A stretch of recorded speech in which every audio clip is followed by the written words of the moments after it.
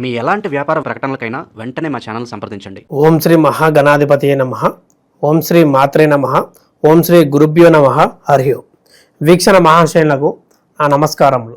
ఇప్పుడు ఈ యొక్క 2025 సెప్టెంబర్ మాస ఫలాలు మేషాది ద్వాదశ రాశుల వారికి ఈ నెలంతా ఏ విధంగా గోచరిస్తుంది, గ్రహస్థితులు ఏ విధంగా వీరికి గోచరిస్తున్నాయి, చేసుకోవాల్సిన పరిహారాలు, శుభ ఫలితాలు ఏ విధంగా వీరికి ఉండబోతుంది ఈ నెలమాతం అనేది ఈ యొక్క 12 రాశుల వారికి ఈ యొక్క కార్యక్రమం ద్వారా మనం తెలుసుకునే ప్రయత్నం చేద్దాం.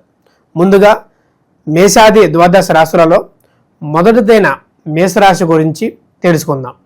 మేషరాశి అనగా అశ్విని 1, 2, 3, 4 పాదములు, భరణి 1, 2, 3, 4 పాదములు, కృత్తిక 1 పాదం కలిస్తే మేషరాశి అవుతుంది.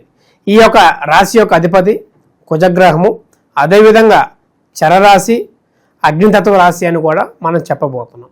ఈ యొక్క రాశి వారికి ముఖ్యంగా లక్షణాలు చూడగలిగితే కొంచెం కోపదాయకంగా, ఇతరుల మాటలు వినకపోవటం, వారికి నచ్చిందే చేయడం, నచ్చినట్టు ఉండటం, అవతల మాటలు మంచిదా చెడుదా అనే తెలుసుకునే విధంగా వీరనేది ప్రవర్తించడం వంటిది చేస్తూ ఉంటారు. అది జాగ్రత్త చేసుకొని ముందుకు వెళ్ళటం మంచిది. ధైర్య సాహసాలు కానీ, వీరికి ఉన్న శక్తి కానీ, ఒక ఏనుగు ఉన్నంత బలం ఉన్నా సరే సమయం తగ్గట్టు వాడుతూ ఉంటారు. ఏ సమయాన్ని బట్టి ఆ సమయానికి వీరి యొక్క శక్తిని ప్రదర్శించకుండా నిదానంగా ఉంటూ అవకాశం కోసం వేచి చూస్తూ ఈ యొక్క చేసే విధంగా ఈ నెల మొత్తం కనబడుతుంది. అదేవిధంగా ఈ యొక్క రాశి వారికి ఈ యొక్క డబ్బు పరంగా ఈ నెలంతా ఏ విధంగా ఉందంటే, ఆర్థికంగా చాలా వరకు ఇబ్బందులు. ఇప్పుడు ₹1 సంపాదించామంటే తర్వాత ₹2 ఖర్చు అవుతావు. ఈ నెల ఇంత కూడబెట్టుకున్నాం, ఈ యొక్క రాబోయే నెల ఇంత సేవింగ్స్ ఉన్నాయి అనుకునే ఆశలోనే దురదృష్టం అనేది వీళ్ళకి తగిలి ఉన్నది మొత్తం నీలపాలు అయిపోయి ఖర్చులు అయ్యే అవకాశం ఉన్నది.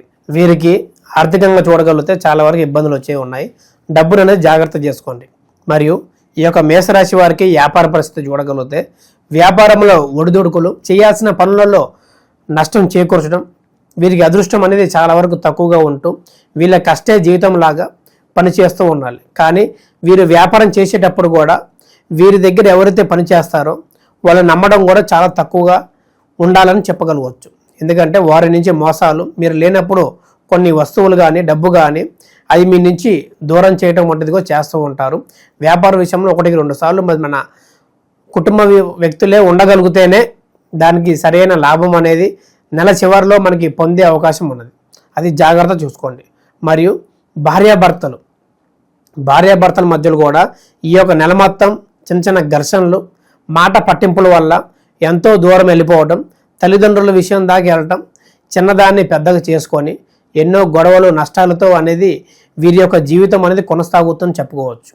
మీరు బాధపడుతూ కొట్లాడుకుంటే మీ యొక్క బంధువులు కానీ, పక్కింటి వాళ్ళు కానీ ఎక్కువ ఆనందిస్తూ మీ ముందు నటిస్తూ మంచిగా చేస్తూ మీ వెనక అనేది గోతులు తీసే ప్రయత్నాలు చాలా వరకు ఎక్కువగా చేస్తూ ఉంటారు.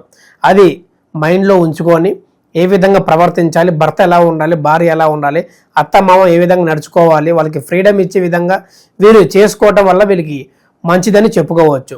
వారి వల్ల అత్తమామ వల్ల ఈ యొక్క పిల్లలకి అనేది ఎఫెక్ట్ లేకుండా చూసుకుంటే వీరి యొక్క జీవితం ఉమ్మడి కుటుంబంలాగా జీవితాంతం కొనసాగుతుందని చెప్పదగిన సూచన.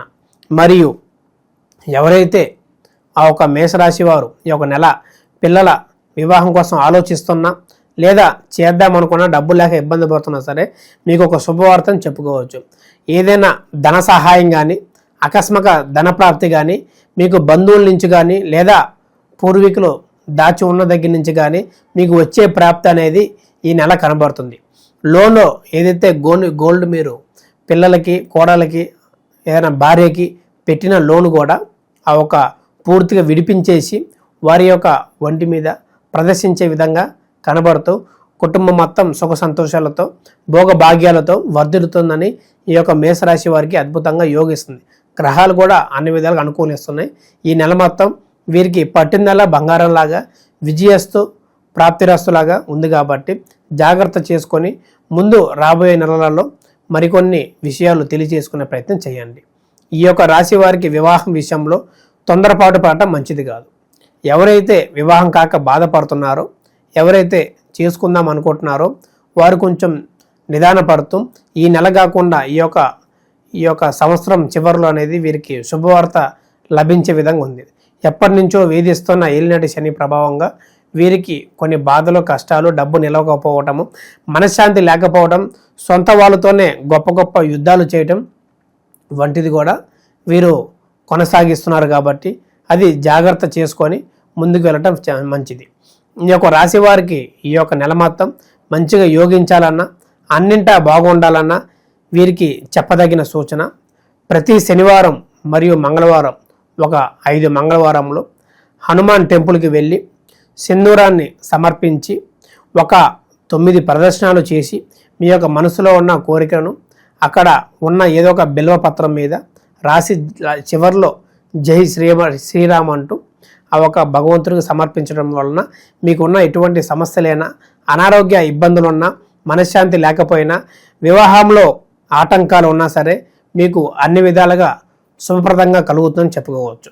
ఇప్పుడు మనకి రాబోయే ఈ యొక్క సంవత్సరం 2వ చంద్రగ్రహణం ఎప్పుడు, ఎలా, ఎటువంటి జాగ్రత్తలు తీసుకోవాలి మనం ఇప్పుడు తెలుసుకుందాం.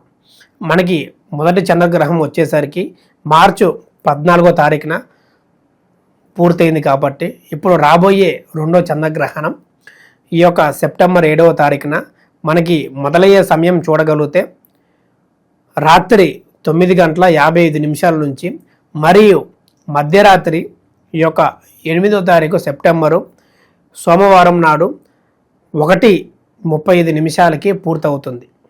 మనకి ప్రారంభమయ్యే రోజు చూడగలిగితే శుక్లపక్షము ఆదివారము, శతభిష నక్షత్రము కుంభరాశిలో ప్రారంభమయ్యి మరియు సోమవారం 8వ తారీఖున ముగిసే విషయం కనబడుతుంది. ఈ యొక్క చంద్రగ్రహంలో మన ముఖ్యంగా చూడగలిగితే అసలు ఎందువల్ల ఏమిటి చూడగలిగితే ఈ యొక్క సూర్యకిరణాలు అనేది మన ఒక చంద్రుని మీద పడకుండా భూమి మధ్యలో నిలుస్తూ ఆ ఒక సూర్యుని కిరణాలు అడ్డుగా నుంచొని ఆ ఒక చంద్రుడిని కప్పేస్తూ ఆ ఒక కిరణాలు భూమి మీద పడకుండా ఈ యొక్క 3:30 వరకు అడ్డుకుంటూ చంద్రగ్రహం అని మనం చెప్పుకోవచ్చు. ఈ యొక్క చంద్రగ్రహం నాడున ఎక్కువగా గర్భిణీ స్త్రీలు లేదా వృద్ధులు జాగ్రత్తగా ఉంటూ నిద్రిస్తూ లేదా శ్లోకాలని పఠిస్తూ చేయటం వల్ల కూడా జరుగుతున్నది. ఈ యొక్క చంద్రగ్రహం వలన ఎటువంటి ప్రమాదం లేదా రాసులకి ప్రమాదం అనేది చాలామంది చెబుతూ ఉంటారు. వాటి నేటిని పట్టించుకోకుండా మీ పనులు మీరు చేసుకుంటూ వారికి ఎక్కువగా ప్రభావం చూపదని మనం చెప్పుకోవచ్చు. ఈ యొక్క గ్రహణం దాదాపు చూడగలిగితే 3:30 వరకు ఉంటుంది. కాబట్టి ఈ యొక్క 9:30 వరకే నిద్రిస్తే ఎటువంటి ఇబ్బంది లేదని చెప్పుకోవచ్చు. తెల్లవారుజామున లేచిన వెంటనే తలస్నానం చేసి శివాలయం దర్శనం చేసుకొని శివాభిషేకం చేసుకోవటం వల్ల కూడా వీరికి శుభ ఫలితాలు కలుగుతూ అన్నింటా బాగుంటుందని మనం చెప్పుకోవచ్చు. దాన్నే పాటిస్తూ ఎటువంటి అనుమానాలు, ఎటువంటి శాంతులు చెప్పినా సరే చేసుకోకుండా జాగ్రత్తగా ఉంటూ దీని ప్రభావం ఎక్కువగా భూమి మీద పడకుండా, మనుషులు ఎవరికి పడకుండా ఉంటుందని మనం చెప్పదగిన సూచన. మరియు మీకు ఎటువంటి సలహాలు కావాలన్నా, ఎటువంటి ఆచారాలు పాటించాలన్నా మా ఒక కింద కనబడుతున్న నెంబర్కి సంప్రదించి అపాయింట్మెంట్ తీసుకొని మీ యొక్క వ్యక్తిగత జాతకాన్ని తెలుసుకొని ఎటువంటి సమస్యలతో బాధపడుతున్నా సరే వాటి యొక్క చక్కని పరిహారం మార్గాన్ని తెలుసుకొని ముందుకు వెళ్ళటం అనేది చేసుకోండి. ఈ యొక్క రాశి ఫలాలు అనేది దాదాపు 50 నుంచి 70% వరకు ఫలిస్తుంది. మరియు పూర్తిగా తెలుసుకోవాలనుకున్న మా ఒక నంబర్కి సంప్రదించి మీ యొక్క సందేహాలు ఏదైనా సరే, ఎటువంటి సమస్యకైనా సరే చక్కని పరిహారం అనేది చూపబోతాం. శుభం. లోకా సమస్త సుఖినో భవంతు.